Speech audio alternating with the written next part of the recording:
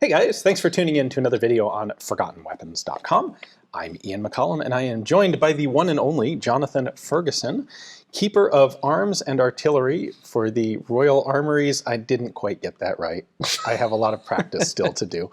Firearms and artillery. Firearms. As long as you and get artillery. firearms in there, you're good. Okay. All right. You don't keep all the arms. I don't keep all the arms, and I'm much more of a small arms guy than artillery. We have a curator of artillery for that.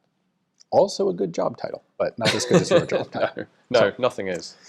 So I have been here filming some cool Forgotten Weapons content for you guys from the Royal Armouries collection, which is fantastic. They're awesome people, and I have convinced Jonathan to join me here this evening for a Q&A session. On old-fashioned paper. Yes, it is. I have a number of questions submitted by the fantastic folks who support Forgotten Weapons on Patreon. And let's just jump right in. Our first question is from Thomas, who wants to know, would the problems with the L85A1 have been sorted out by Enfield if Enfield hadn't been sold when it was? Short answer, no. Long answer, no. Now, there were theoretically some issues of like quality control because Enfield was being shut down while it was constructing the guns. It definitely didn't help. But if you look at the second version of the design was finalized, approved, 1981. So they were locked into, like, if you don't like SA80 for it being an SA80, that ship has sailed by 1981, and it would have to take some sort of act of God level intervention, regardless of privatization, selling off the factory, which didn't happen until, I mean, it must have been talked about much earlier on, but it didn't happen. The ball didn't start rolling until 85, 84, 85. So the SA80 is already the SA80. As you say, quality control, yes, you definitely would have had more bangs, fewer clicks, had the place not been sold out from under the workforce, because although there was a new factory getting set up in Nottingham, a lot of the workforce was local, didn't want to relocate, couldn't relocate, whatever. So you definitely had some sad, disgruntled people. Now, that's not to say that they weren't working really hard. You know, I think we shouldn't assume that the QC issues were directly proportional to how disgruntled they were. But yeah, you're still going to get L85A1, L86A1, LSW with the split group problem, which was never fully solved. Right. Inherent design issues in the micro scale, you know, the size of the ejection port opening. Right. For example, ejection port. You would have had better constructed SA80, which still has all the problems inherent in the SA80 design. Is a better short answer, yes. Yeah. You'd have... The problem would have been helped, but nowhere near solved. Yeah. All of the problems outlined in my book and in Steve Raw's book, all but some QC, would not have been solved. Okay. Lord Bacon has noticed that you have some weapons here in the collection that are fairly modern. And he uses the Ruger 1022 as an example, which is a bit odd. I'm curious how the museum came into possession of those given the UK's strict gun laws. How does that work on a functional basis? Yeah, how do you get guns? Get guns. 1022 is a weird example because of all of the firearms that are in fact in popular use in the UK, that's one of the top ones. And even the armories before the pattern room acquisition in 2005 had Ruger 1022s. Modern firearms in terms of, so we have, as you might pick up more from watching GameSpot videos than our own, because we tend to focus more on more historic firearms, we go fully... I believe that was a gunshot. Conveniently, there's a range located next door. I will neither confirm nor deny. And that's completely shot my train of thought, appropriately. Where were we? You were saying the GameSpot videos tend to focus more on crass commercial guns instead of properly interesting, old, boring historical ones. Well put, yeah. And that's just a function of, you know, video games. Sometimes they're historic set, but often they're contemporary. So they focus more on your Chris Vectors and your Scorpions and your, but we do collect bang up to date, as we would say here. So we recently did acquire a couple of Chris Vectors, seeing as I mentioned those just now. We've got both iterations of the Bren rifle, the ARX 160A3 just arrived. So as best we can, we try to stay contemporary. And that's because we are here as a reference collection for anyone in authority that wants to use it. But we are primarily a museum collection, and museums collect contemporary objects, whatever they are. Crockery, video games, guns. If your predecessor 100 years ago hadn't been collecting the newest stuff coming out in the 1920s, much of this collection wouldn't be here. This is a good point. It's a contemporary collection we like to think is a relatively recent museum trend. It's not. It's been done for certainly for technical reference purposes since forever. Yeah. Henry VIII's breech-loading small arms were laid up in the Royal Armouries when they were contemporary. Yeah. To get onto that, do you have any issue acquiring guns legally? Does the UK's gun law scheme hurt you, or does it actually help you? I think it's a net positive for the collection. You can discuss and debate whether it's a positive otherwise, and many would say not. But it does mean you have a sort of all your eggs in one basket situation where just a few collections that either are part of the government or are affiliated, like we are, have all the cool stuff. So sad for many collectors, great for the collection. Now, the issues we have with contemporary collection, funnily enough, are more in the current MOD, the current British military side, because A, they need them. More so, though, it's just the system. We are outside now. We are the Royal Armouries. We're not government. We're government funded. We're definitely not MOD. Okay. Pattern room was MOD. So when the SA-80 was finished, they got all the prototypes. They got this current service version. They got an A2 just as the collection was gifted over to us, approximately. We don't have an A3. So tedious, annoying, and that's with lots of willingness from individuals in the Army and in MOD, but the system isn't set up to make it happen. Okay. So it takes years. There's a lag time of like 5-10 years before we get. The L129A1 sharpshooter rifle, we bought that from the dealer who was selling them to the MOD. Okay. So they're the problem. It's not because of the legal restrictions, it's just bureaucracy, essentially. And just so people have a little bit of background, this collection that we're sitting in is often colloquially called the pattern room, but it's not.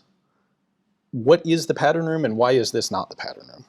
The pattern room is the predecessor to this place we're sitting in terms of its function and its layout as well, because stuff is more open to the touch and more laid out in a logical gun nerd fashion than it would be in a museum store. And the pattern room was the pattern room for arms and armor, essentially. It wasn't called arms and armor, but in parallel to the one for clothing and equipment, and others as well that I'm forgetting. The clothing and equipment pattern room still exists under MOD, and they decided they didn't need their reference collection. What became a reference collection? It started as the sealed patterns for every pattern of service weapon, so that a contractor or your own government arsenal can go away and make you 20,000 of them to those exacting specifications embodied in a real gun, rather than a drawing or today a CAD file or something. But it evolved over time as that role became less important, as drawings came to the fore, and other technical reference roles, like what are our enemies using, what are our allies using, what do weapon designers need access to, those roles came to the fore, law enforcement especially as well as time went on. And the pattern room became something other than the pattern room well before it was ever sold, well not sold off, sorry, it was gifted. The collection was gifted to us. And the organization, which was under the Ministry of Supply latterly, just ceased to exist in 2005. Okay. So it was subsumed into the Royal Armouries collection. Okay. So it used to be a Royal Armouries collection and a pattern room collection. They have merged. Correct. And the pattern room's gone, so it's called the Royal Armouries. All government affiliated. The Armouries used to be under the Ministry of Works. Pattern room used to be under the Ministry of Supply, but with very close, part of the MOD system. The two collections are now together, but we've lost that immediate link, which means it is harder to acquire contemporary military kit. It's very easy for us to acquire stuff seized from criminals. Anything that a UK dealer has to offer is relatively easy for us to just buy. Okay. But if there isn't a market, it doesn't have to be a domestic UK market. So back to the 1022 point, it doesn't have to be something that is sadly available or not available to civilian shooters. As long as there's a UK dealer who is looking to sell that to somewhere in the world, we might get one of those. Okay. It gets harder with something that isn't in their inventory, Right. And there are certain dealers like Viking Arms were the Glock are the Glock representatives in the UK, so we can easily get Glocks, for example. You've got Edgar Brothers, LEI, people like that.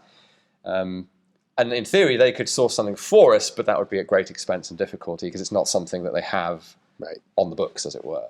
Okay. So that's the difficulty. It's not, we inherit a lot of stuff, and it's often free because of frankly, the restrictive regime that we live in. But buying stuff just off the shelf can be harder. Okay. Nick has a two-part question. As it pertains to water-cooled machine guns, which is the best one? Which is most aesthetically pleasing? And why is the answer the Russian Snowcat Maxim?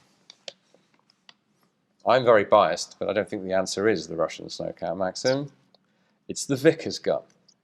Yes. Next question.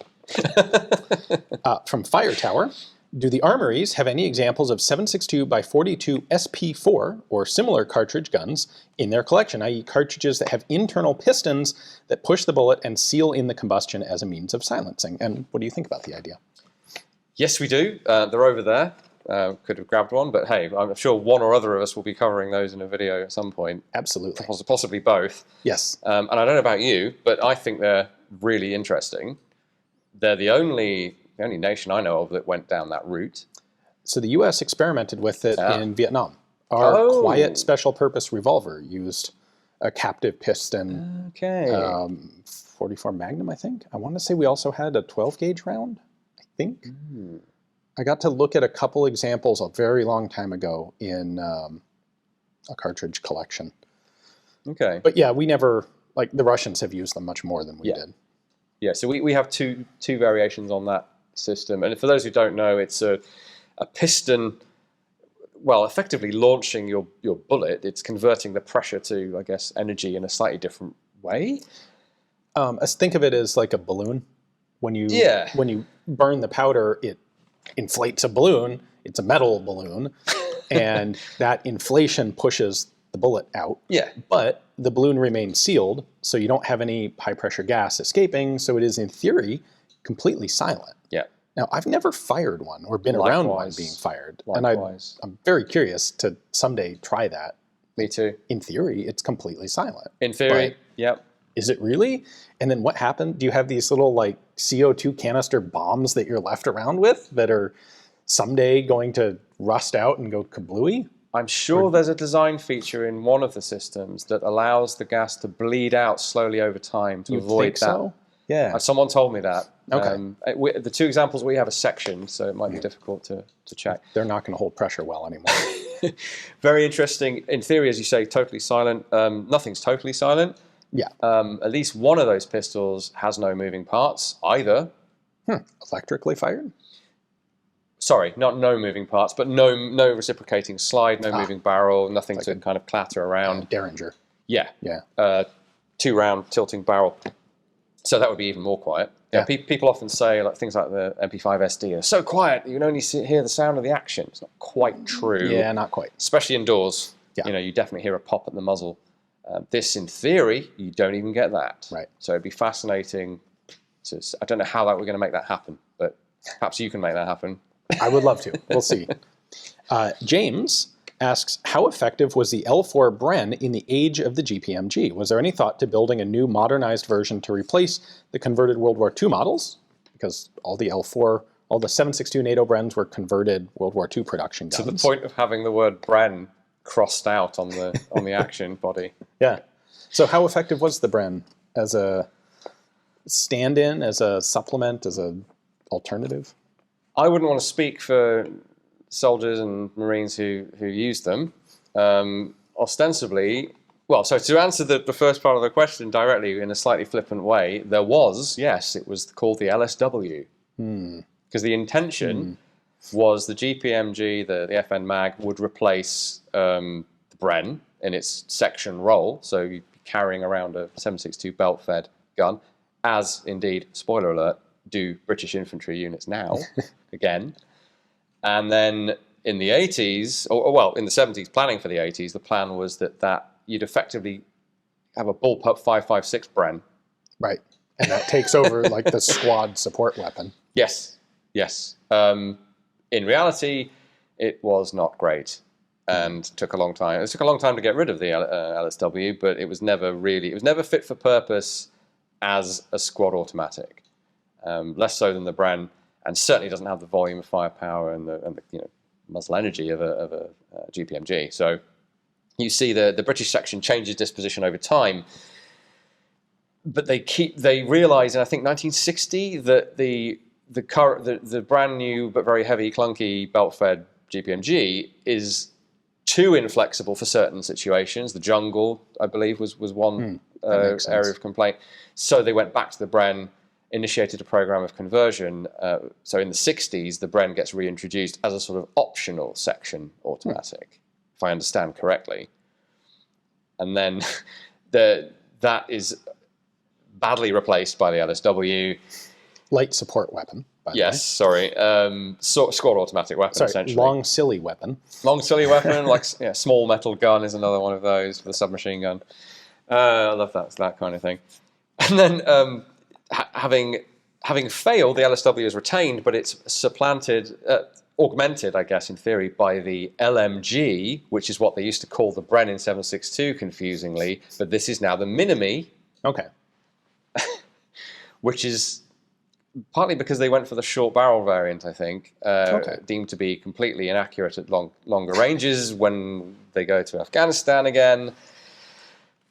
And so you get LMG and LSW withdrawn from service 2018, I think it is, and the venerable old GPMG comes back full-time as the section automatic again, which it's not ideal for, but it has great firepower and they love it. Yeah. And that takes us to the present. So they try. The short answer would have been they tried and failed. Okay. but it seems to have been just as well respected and liked and deemed as effective as it ever was. It was just a little heavy for a modern light machine gun, perhaps. And of course, you're limited to the 30-round mag. Right. But that's just the price you pay for a mag-fed squad automatic. Okay. Norm wants to know what is or are the differences between the earliest and latest L1A1s in your collection, aka FAL, aka SLR, if that's not enough acronyms. Yep. So another short, flippant answer would be bugger all. Okay. It's not quite true, though. So 1972 onwards, the furniture is replaced with, and it's got a weird trade name because it was a nylon made by ICI, who Brits will know the name ICI, massive industrial company, owned Kynoch ammunition as well. Oh, okay. Began with an M, can't remember it. It's not Marilyn, but it's a Marilon or something like. Yeah, Marilon, I think it's called. It's just a trade name for nylon, and it's that black plastic furniture that we know from the later SLR era, replacing the beech, walnut, and coach wood, I think it was. All three were acceptable on the SLR in service, and you will see the difference if you look it up. That's significant in terms of how it looks and the lack of polishing of wood that they have to do, which some lamented. No longer having beautifully polished wood to lovingly polish. Probably weren't the ones who were doing the polishing. Some were, but I think they were a minority. We had an oral history project some years ago, guys from the Falklands, and one guy lamented. At least one guy. So that's significant. Now, from the introduction in the mid to late 50s, there are some changes. So there's a Trilux iron sight introduced sometime in the 60s. There's the Suet sight, famously, with its special top cover. Ask bloke on the range about that one. And ask his face. That's right. Maybe not the best design of mount. That comes in the 60s as well. There's an Arctic sling accessory. It's all accessories. The base weapon does not change, as would be indicated by the fact that we never got an A2. There's never an L1A2. That's a good point, yeah. Minor footnote fun fact to sort of bookend that is there's an L2A2 7.62 rifle that is introduced into British service. Right, that's right, because a lot of the other Commonwealth nations used a heavy-barreled bipod-equipped FAL. They did. As a support weapon. And L2, C2... That's not this. The British did, well, the British didn't do that at all. No, they didn't.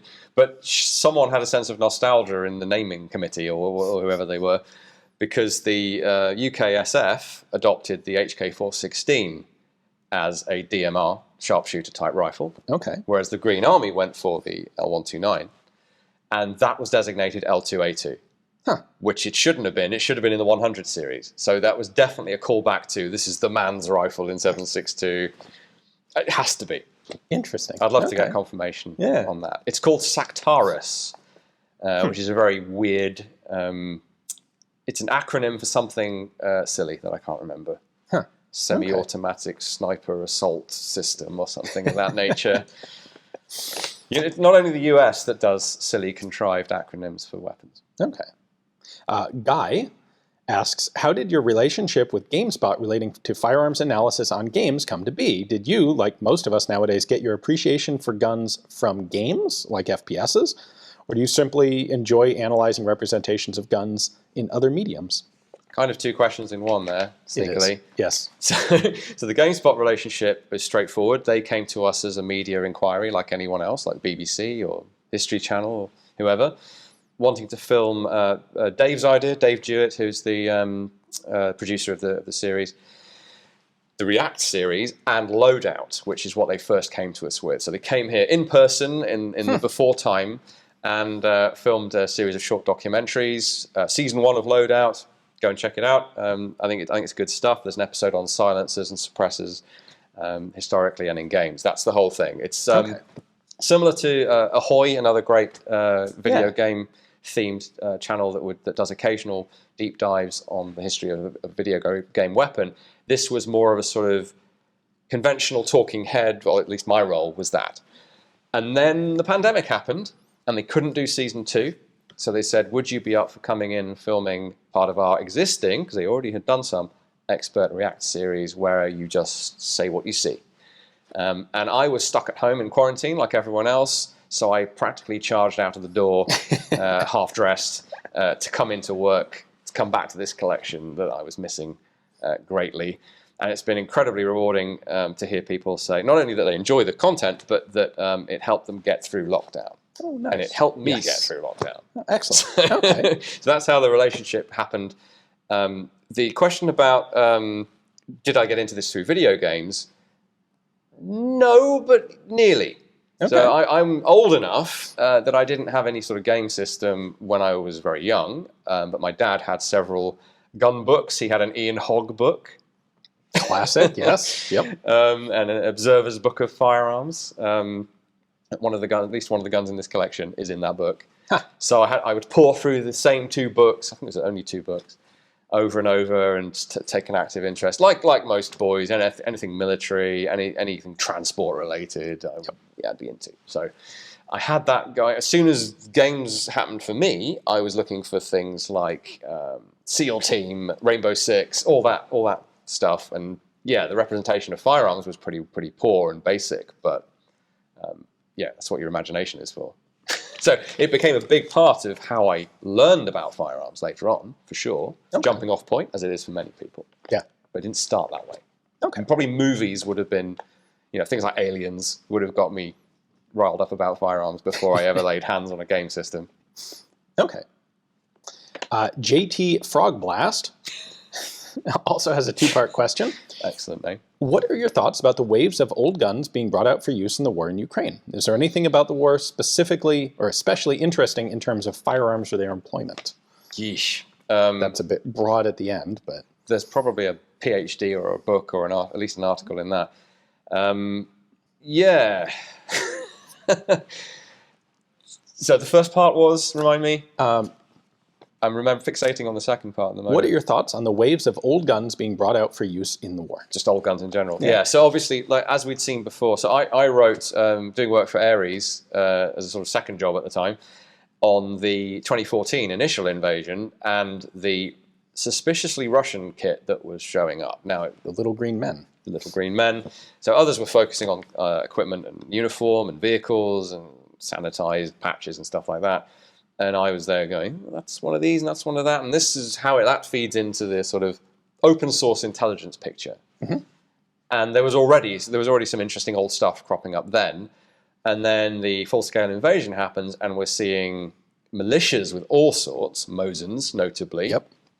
I guess to the second part, the standout, which I think is what they're going for, for me, it's got to be the Maxim PM1910s, because they are in limited use, but they are in use by the regular forces of both sides. Right.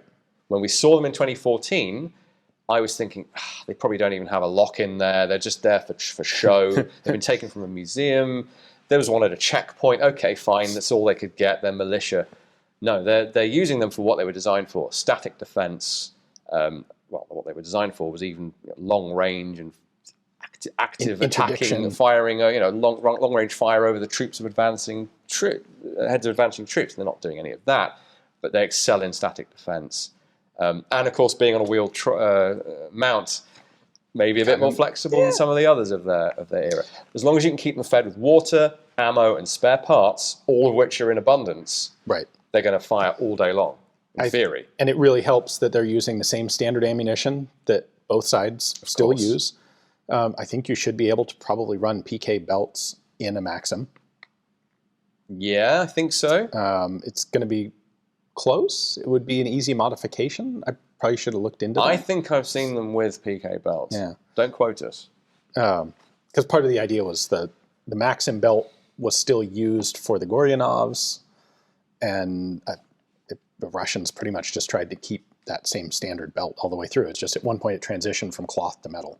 There will, regardless of that, there will still be thousands of cloth belts in storage along with everything else. That's the main reason they're still in use. And that's what the Maxim was designed for. It's just gonna keep on working forever. Yep. So that trumps anything else. Most of the other stuff is, that's funny that they're still using, funny, like black gallows humor, I guess.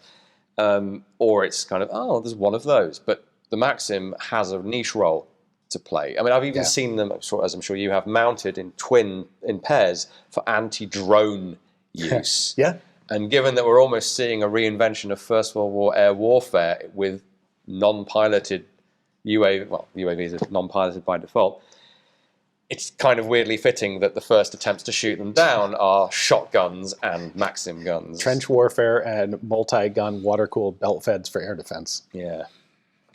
Sobering, but fascinating at the same time. Yeah. Tyler asks, why have you not covered Metal Gear Solid yet?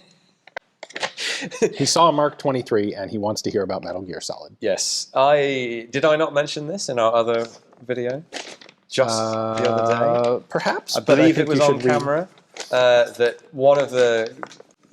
So what I think I bring to that series is a reasonable amount of familiarity with video game history and actually playing games and knowing some stuff about guns. But I have not played every franchise. Certain franchises I've missed out on entirely due to not having the right system at the right time, or a crappy computer that couldn't play it. Just not having friends who played it, not really getting what it was about. Okay. And as a young teenager, Metal Gear Solid, what's that? So I don't think I just didn't get... By the time I was aware of what it was, and it would actually interest me, because it would and does, it was kind of too late. I would have to go back and... Sorry, which one should I play first? So I never have played it. Also, there's a certain amount of... I mean this in the fondest way, Japanese jank about that type of game, Konami game, whatever. It's fascinating because it's like this is like American martial culture through a Japanese lens. So it's kind of, someone should write articles about it. Very meta. They're fun, they're endlessly memeable. The cardboard boxes that you can get up and move around on, the silly names, the silly slogans, the way firearms are like slavishly represented but treated in kind of ridiculous ways. I'm very happy to comment on them and stuff, and I will get around to playing them. And the other fundamental misunderstanding here is that I have much say at all over what gets reacted to. This is not my series. This is GameSpot's series. I suggest stuff. Viewers suggest stuff. And then sometimes years later, they get their wish. We've already covered, I think it was Metal Gear Solid 5 that we did cover. You can be guaranteed that we will go back and do the others. But it isn't my call. Okay. Fair enough. All right. Eric has a question for both of us. If you were John Wick's sommelier, would you make any different recommendations for him than those in the films? This is something we were griping about earlier on, actually, or we have griped about before.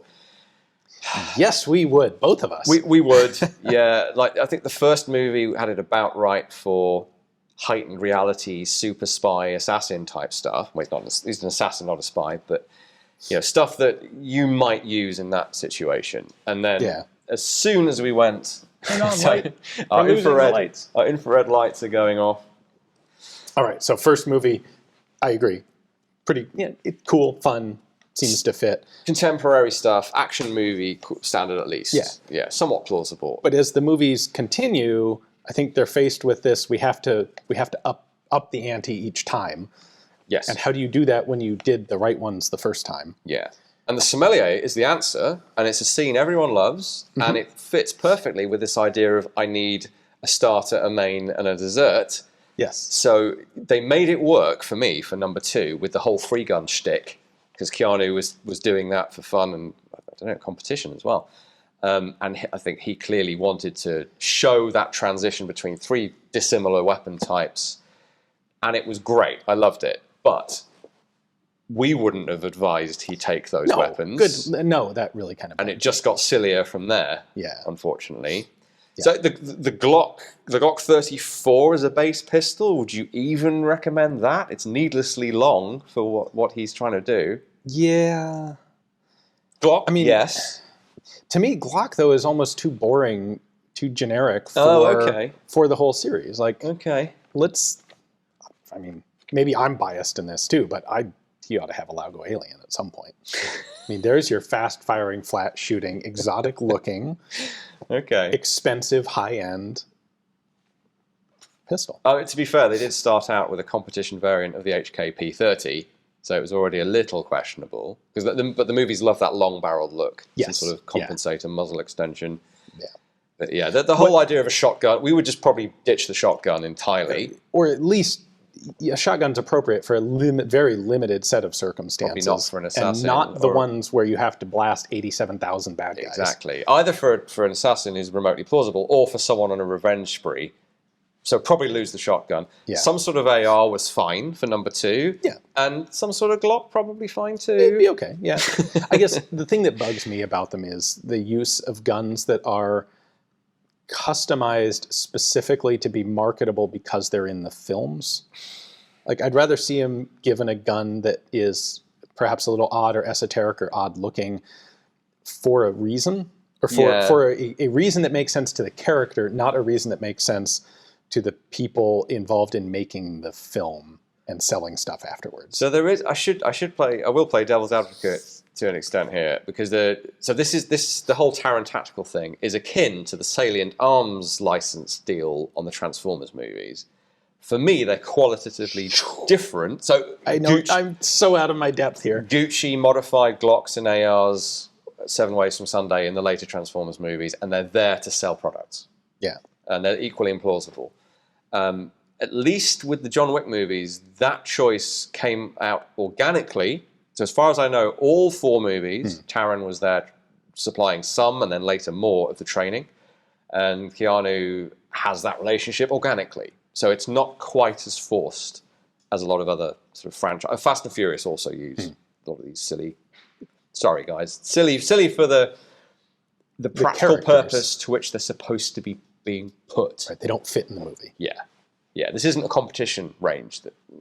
It's not an IPSC or 3-gun match that we're seeing. So 3 and 4 absolutely pushed it even further. And where I really went, my eyebrow actually went up, my suspension of disbelief began to ebb away, is the scene you mentioned before. Armor-piercing slug shotguns, and even worse, armor-piercing 9mm major in your pistol, which is just nonsense. No. And that Scorpion Evo with this stupid long barrel and all of the bells and whistles that is somehow defeating high-tech body armor. Yeah. Totally the wrong choice. You already had the AR in the previous movie. Yeah. Yeah. And then we won't even talk about 4 because it makes me sad. No, we shouldn't talk about 4. Adam says, cost is often the most cited reason for the slow adoption of breech-loading infantry weapons like the Ferguson rifle. Breech-loading artillery has a lengthy record of failure, sometimes including regicide, predating successful small arms breech-loading designs. Why was there such a long gap between the practical design and implementation on artillery and small arms? That's an excellent question, if I may say. Yeah, primarily cost is the overriding factor for small arms, but there are others. Effective obturation being among them. Your gun's going to wear out, or rifle is going to wear out quicker. You've got the whole supply chain of some sort of reloadable chamber to have to worry about, and it's just not necessary for the sort of combat that's going on. The latter factor of those does play into the artillery as well. For those who don't know, there is breech-loading artillery in the 14th century. The 1300s, we have what we call wrought iron breech loaders. And it's like an iron beer stein that you load with powder and shot, and you shove that into a frame around the back of the iron barrel, wrought iron, hammered together, not cast, and then a wooden wedge in the back to try and shore up and get a bit of obturation. Now that's great. It means your gunners don't have to expose themselves quite as much, depending what sort of siege type earthworks you're able to set up, or shields or whatever. Pretty dicey that any of that's going to, well, it'll be arrow proof, it might be shot proof. But you've got a maximum, and I don't know what the maximum is off the top of my head, but you can only go to a certain size of bore and a certain size of gun before you have regular explosions, not just occasional ones like the ones that being alluded to there. So they're limited, therefore limited in range, limited in power. If you want to go, if you even want proper siege guns, you've got to go either giant wrought iron but securely forward welded together as best you can, or cast guns. So the advantages of a cast gun, iron or brass, are much increased range and destructive power, for the slight disadvantage of having to go around the front of the gun to reload it. Right. But because it's got increased power and range, you're doing that a long way away from the enemy. So that early advantage with wrought iron breech loaders goes away for a long time. Comes back in theory in the 19th century, of course, mid-19th century, things like the British Armstrong gun. But long story short, again, they're not necessarily there yet technologically, and they start blowing up again for slightly different reasons, I suppose. Well, physics-wise, the same reasons, but and we, the Brits, end up reverting to muzzle loaders till the 1880s, which is kind of nuts. Whereas the French had nailed it, the Germans had nailed it, and where they're going, shit, we've got to revert to the tried and true. So they put rifle sleeves down the old smoothbore barrels. And then we come back to, of course, breech loading later on. So it's more complex than I'm alluding there. But it's in simple terms, there's a window of time in the medieval period where breech loading makes sense, not really for small arms, but for artillery. And then that window of time is gone. And then there's a separate suite of problems around like nitrocellulose propellants and metallurgy, and Victorians scratching their collective heads about how to make this work in a reliable fashion. Okay. Let's see. Next up, Jay says there is an enormous amount of misinformation about NATO PDWs and their purpose. What information is out there where the PDWs are concerned, and what's your take on their utility, both the guns and the cartridges? If you have any particular thoughts on this. I do. So the first thing we should say is that PDW just means personal defense weapon, aka personal protection weapon, or PPW, and that's where this NATO requirement and later set of trials comes in to find a replacement for the default PDW, which is a pistol. So, but I will concede the meaning has shifted over time, because it became attached to, well, classically the MP7 and the P90, which came out of those trials. Best place to look would be, so the Ares arms classification system. Sorry, guys. ARCS, it's called for short. Google that. There's a definition in there that tries to square this circle of what a PDW is generically, but also technically. And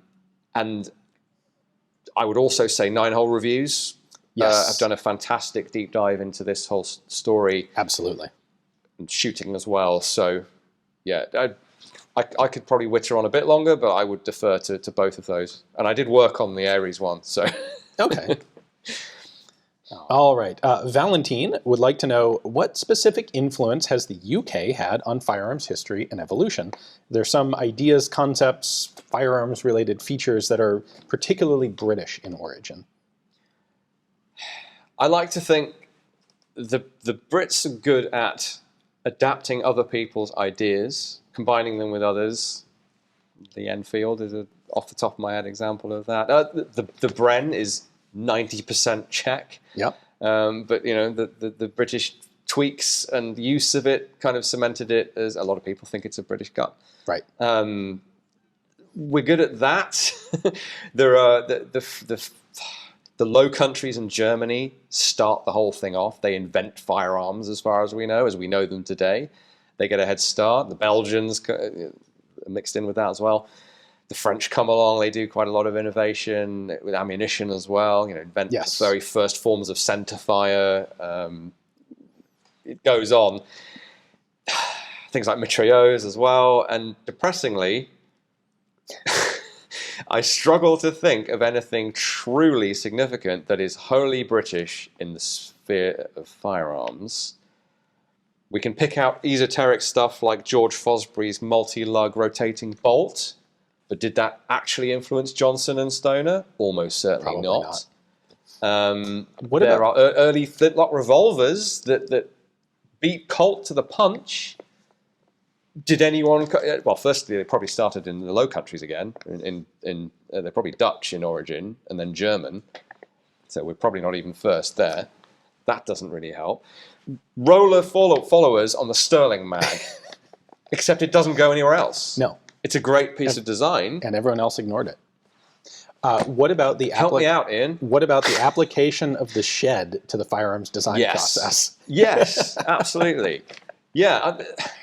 I think there's a serious sort of, well, that kind of fits with my we make other technology work well for a particular application, and then it goes, like the Accuracy International guys that made one of the best sniper rifles that's still out there today. You could say Shepard and Turpin too, making the Sten. Yes, they weren't in a shed, but I think Turpin did a lot of that work at home at his little office desk. Have you seen pictures of the small arms factory at Enfield? It's a giant shed. Okay. No, but to loop back to contribution, I mean, yeah, it's not probably directly even influencing the US grease gun or any other kind of, well, there's probably a connection to be made, but it is influential on local copies made in mainland Europe. The Germans are even having to copy it because they're in those dire straits. And it's the most successful, significant, last-ditch type weapon that I know of.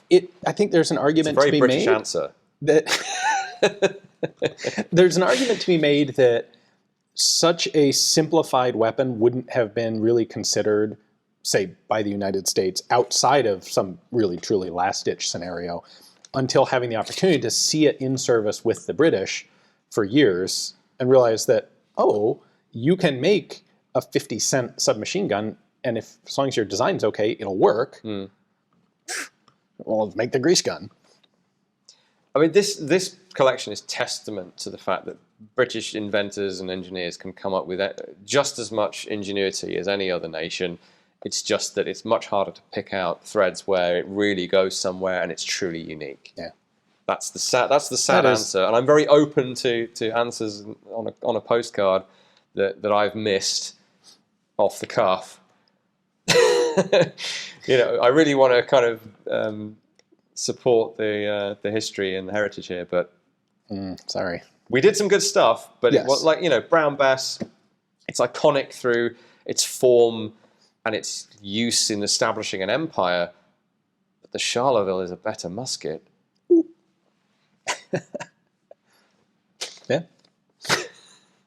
Chris says, I assume your duties at the Royal Armouries are numerous. What your responsibilities here include? What would you say you do here? Sound like my wife. I guess I'll answer this by explaining what a keeper is, at least in our context. So I joined in 2009 as a curator of firearms. A keeper, traditionally a keeper is a UK especially, museum head of department, so head of a team in that area.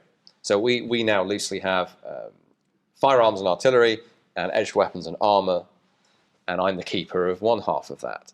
So that means I do all the stuff I did before as a curator, but I also manage a small team who does much the same job at various levels, from curatorial assistant, who's doing a lot of sort of moving things around and cataloging and documenting and answering inquiries, well, often at a high level as well, but especially at a entry level. And then you have curator and you have keeper. We're all doing flavors of the same job. And I mentioned cataloging as though it's an entry-level job. It's not. We all do that, and we all have to do that. It's our only kind of quantified, like truly quantified, target-type job role, task. So I have to do 96 records to a basic standard every single year. Christian, a curatorial assistant, who you'll see on our videos as well, he's got 300 something he has to do, because it's more of a focus of his job. So cataloging, researching, and that could be for a variety of different reasons. Exhibitions is the classic museum reason to do it. You do have to do research, not necessarily to the same standard as a book or an article or a blog post or a video, but we do research for all of those, and sometimes we take part in them as well. That makes sense. Yeah. And of course, working with lots of other people. So exhibitions is a separate team. And they do everything else, and we contribute we're the sort of my predecessor at the pattern room referred to us as the keepers of the knowledge before he knew what a keeper was, I think. So that's one way to look at it. It's a very eloquent sounding title. It sounds pretty cool. I prefer we know this stuff so you don't have to. So it's about learning as much as we can, documenting as much of that as possible. It's not no use knowing it and not writing it down, but it's substantially less helpful. Yes, it is, indeed. Which is why you still have to catalog so many things in this collection, because previous keepers or curators perhaps knew a lot of it but didn't write it down. Definitely true in some cases, yes. Let's see. We are running a bit low on time here, so let's see. We got one more we have time for. Oh, here we go. All right. Bruce would like to know, if the Italian companies making cap and ball reproductions were to make one, which of the Colt contemporary British makes would be the quintessential cap and ball revolver to knock off? Kerr, Beaumont Adams, Tranter, inquiring minds would like to know.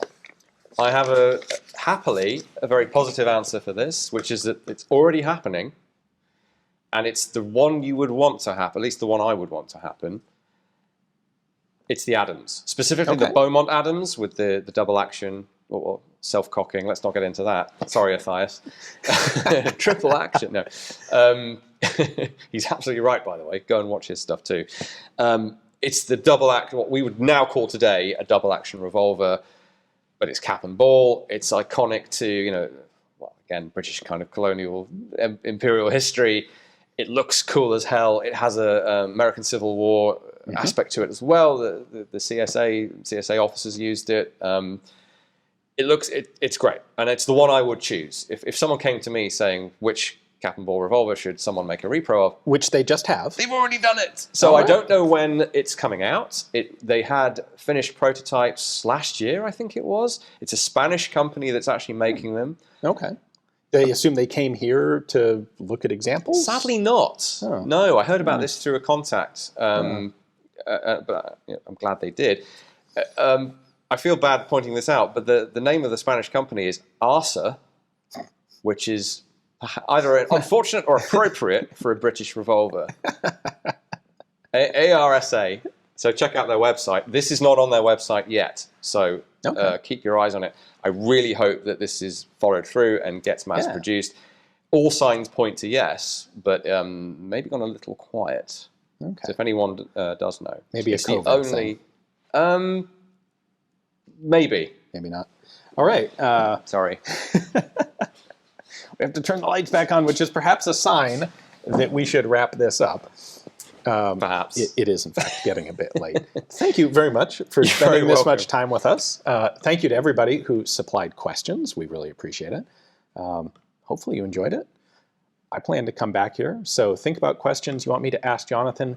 the next time I'm able to corral him for a couple hours to doing Q&As. And any we didn't get to, I apologize for rambling sorry. so long on the others. But maybe next time. Yes. All right. Hope you guys enjoyed the video. Thanks for watching.